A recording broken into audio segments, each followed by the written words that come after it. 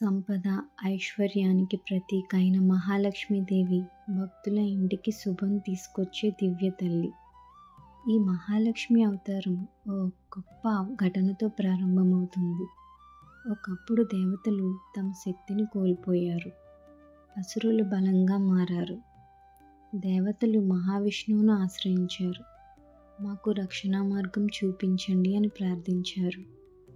అప్పుడు మహావిష్ణువు ఒక ఉపాయం చెప్పారు. క్షీరసాగరాన్ని మదిస్తే అమృతం లభిస్తుంది అని. దేవతలు అసురులతో కలిసి మదనం ప్రారంభించారు. మందర పర్వతాన్ని మదన దండంగా వాడారు.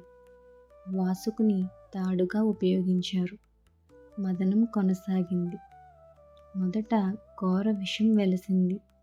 శివుడు దాన్ని కంఠంలో నిలిపాడు. ఆ తరువాత అనేక దివ్య వస్తువులు వెలిశాయి.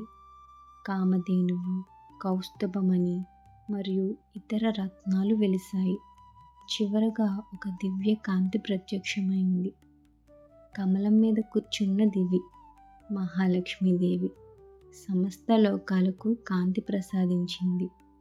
దేవతలు ఆమెను స్తుతించాయి. లక్ష్మీదేవి విష్ణువును వరించింది. విష్ణువు హృదయంలో స్థానం పొందాడు. కానీ ఒకసారి భృగు మహర్షి వైకుంఠానికి వచ్చాడు. విష్ణువు భృగుని దయతో స్వీకరించాడు. కానీ భృగుకు పరీక్ష ఇచ్చాడు. ఈ సంఘటనను చూసి లక్ష్మీదేవి బాధపడింది. ఆమె వైకుంఠాన్ని విడిచి భూమికి వచ్చి తపస్సు చేసింది. తనను వెతుకుతూ మహావిష్ణువు కూడా భూమికి వచ్చాడు. తిరుమలలో శ్రీనివాసుడిగా వెలిగాడు. అందుకే తిరుమల క్షేత్రం లక్ష్మీనారాయణ క్షేత్రంగా ప్రసిద్ధి పొందింది. లక్ష్మీదేవి ఎక్కడ ఉంటుందో తెలుసా? శుభ్రత, ధర్మం, వినయం ఉన్న చోట మాత్రమే. అలసత్వం, అసత్యం, అహంకారం ఉన్న చోట ఆమె నిలవదు. దీపం వెలిగించి ప్రార్థిస్తే లక్ష్మీదేవి కటాక్షం లభిస్తుంది. ఈ కథ మనకు చెప్పేది ఏంటంటే, మంచి గుణాలే నిజమైన సంపద. వినయం, ధర్మం, శ్రద్ధ ఉన్న చోటే లక్ష్మీదేవి శాశ్వతంగా నివసిస్తుంది.